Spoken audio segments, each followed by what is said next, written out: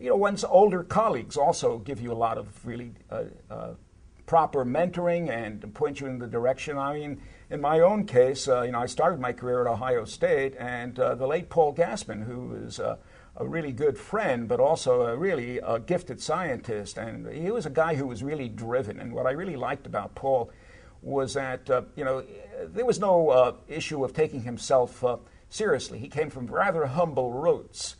Grew up on a farm outside of the Buffalo area. Went to Canisius College, not one of the big Ivy League schools, and yet he sort of passed through his career with a great degree of force and enthusiasm, and also a component of service to the community.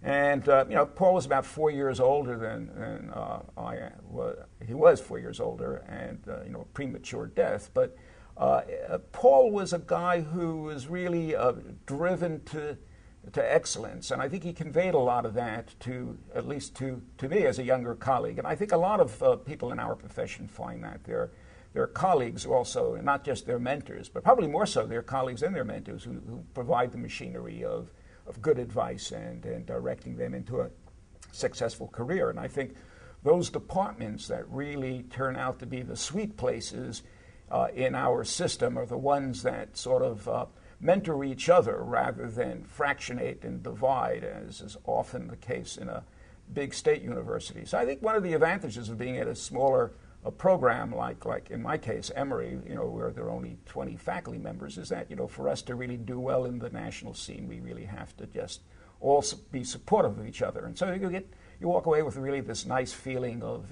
gee, this is a nice place because my colleagues are very supportive and they're giving me some decent advice.